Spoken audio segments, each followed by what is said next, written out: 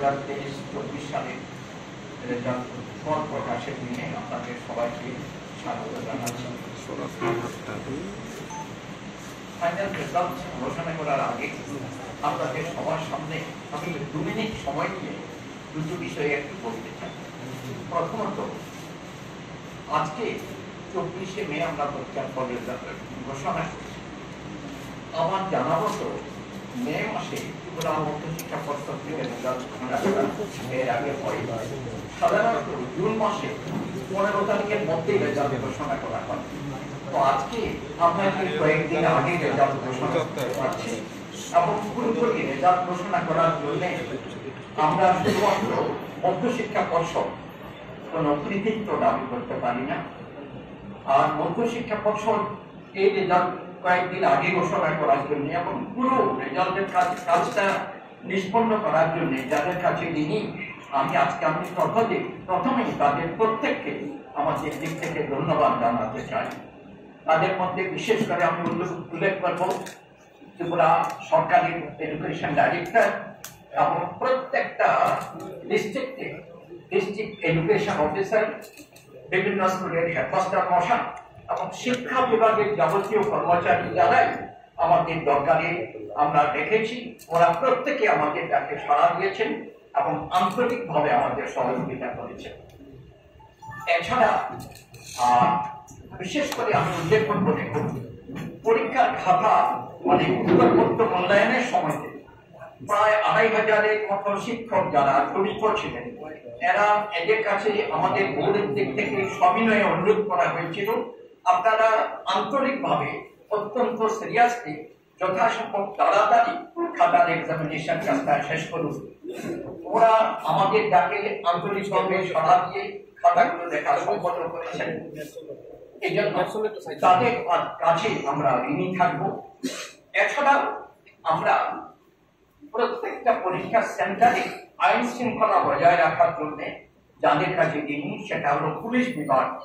পরীক্ষার আগে আমাদের রুটিন জানিয়েছিলাম আইজিপি কে, উনি পুরোপুরি ভাবে প্রত্যেকটা আমাদের পরীক্ষা সেন্টারে বিভিন্ন জায়গায় আন্তরিকভাবে আমাদের সহযোগিতা করেছেন এবং পরীক্ষা পুরোপুরি নির্বিঘ্নে শান্তিপূর্ণ ভাবে পরীক্ষার কাজটা নিষ্পন্ন করে গেছে।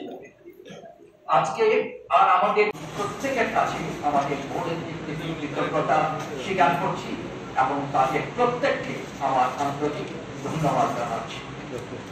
দ্বিতীয় আরেকটা বিষয় যেটা উল্লেখ করবো, আপনারা প্রত্যেকে জানেন গত 13ই মে তারিখ সিবিএসই রেজাল্ট ঘোষণার পর আমাদের এক্সপেকটেশন অনুযায়ী, আশা অনুযায়ী রেজাল্টটা হয়নি বলে প্রত্যেকে মানসিক ব্যথা পেয়েছিলাম এবং পরে ভেবেছিলাম এই সিবিএসই রেজাল্টে যেটা আশানুরূপ হয়নি তার ফলটা হয়তো মধ্যশিক্ষা পর্ষদের উপর পড়বে, কারণ মধ্যশিক্ষা পর্ষদের প্রথম সারি 125টা স্কুল সিবিএসই তে চলে গেছে। তারপরে সারি স্কুলগুলো আছে, এদের রেজাল্ট হয়তো কতটুকু ভালো নাও হতে পারে।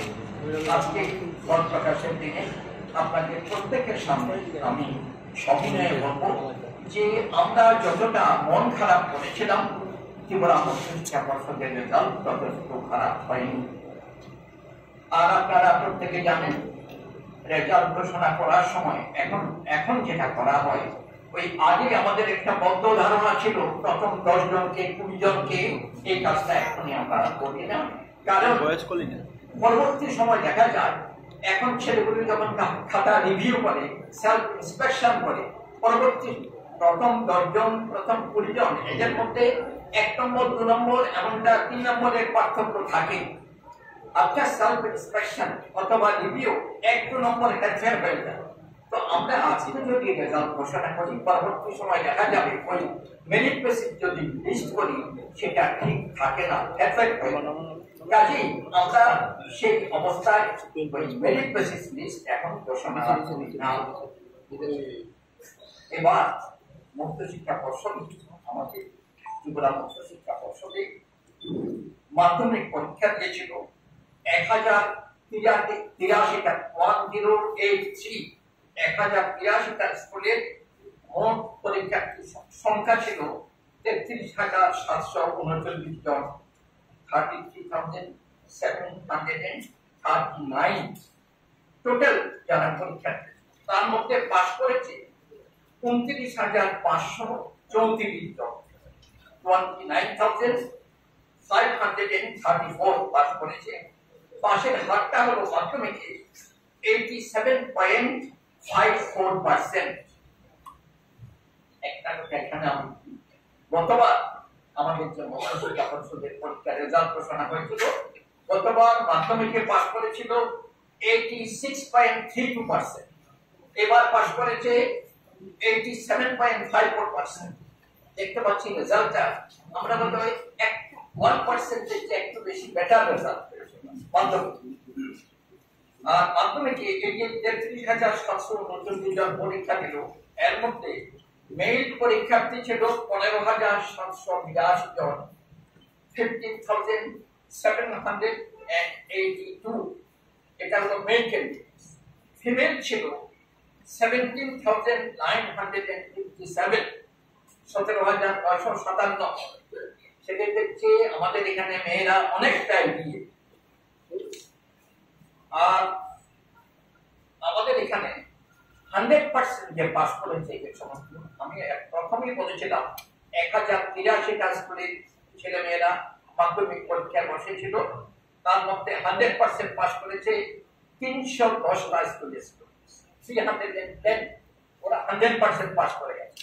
এখানে অবশ্য কতগুলো আছে কোন স্কুল থেকে হয়তো একজন পরীক্ষা দিয়েছে, কোন জায়গায় দুইজন পরীক্ষা দিয়েছে, পাস করলে 100% চলে এসেছে। তো আর একজনও পাস করেনি। এবার মাধ্যমিক পরীক্ষা এমন আছে টোটাল নাম্বার অফ স্কুল 16, 16টা স্কুলের স্টুডেন্টস একজনও পাস করে।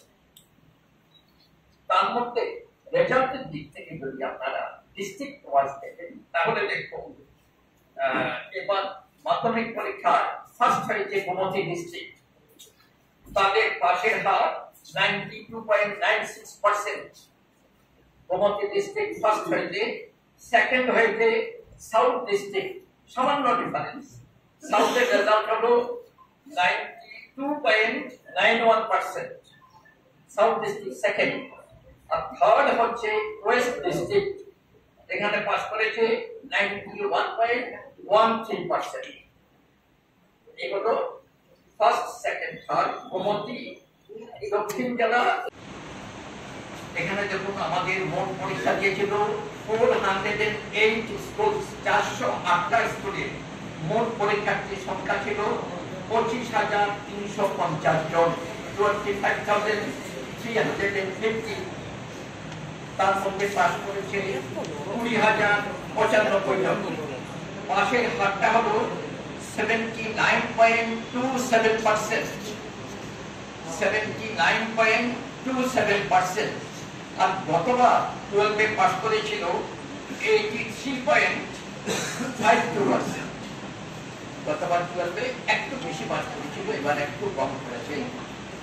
আর গতবার এই যে 25,000, আর এবার যে 25,350 জন পরীক্ষা দিল, তার মধ্যে পাস করেছে মেল ছিল, মানে পুরুষ পরীক্ষার্থী ছিল 12,015 জন যারা পরীক্ষা দিয়েছে। 25,350-এর মধ্যে 12,015 জন মেল পরীক্ষার্থী, আর ফিমেল ছিল 13,334 জন, 13,334। দু জায়গাতেই মেয়েরা কিন্তু অনেক এগিয়ে। 100% পাস করেছে 12-তে আমাদের এখানে। মাধ্যমিকে বললাম 310টা স্কুল, আর 12-এ অনলি 39 স্কুল 100% পাস করেছে। আর 100% ফেল করেছে 13টা স্কুল, শতকরা 100 ফেল করে গেছে 12। ডিস্ট্রিক্ট ওয়াইজ যে রেজাল্ট 12-এ, সেটা ফার্স্ট হয়েছে সিপাহীজলা, 84.25%, সিপাহীজলা ফার্স্ট। সেকেন্ড হয়েছে ওয়েস্ট ডিস্ট্রিক্ট, 82.97%। আর থার্ড হয়েছে সাউথ ডিস্ট্রিক্ট, 82.91%। খুবই কম। তবে first, second, third Sepahijala, west district এবং সাউথ ডিস্ট্রিক্ট। এছাড়া এরপর আরো আপনাদের ডিটেলস জানার ইচ্ছে আছে আপনাদের কাছে বিস্তারিতভাবে বিভিন্ন তথ্য তুলে ধরবেন, আর অনেকগুলো জিনিস জানার আছে, বছর বাঁচাও পরিষ্কার হবে, বিভিন্ন প্রশ্ন আমরা জানতে করতে পারেন। আমার সাথে আমাদের সম্মানিত ও নিষ্পত্তি ডক্টর আছেন, ডক্টর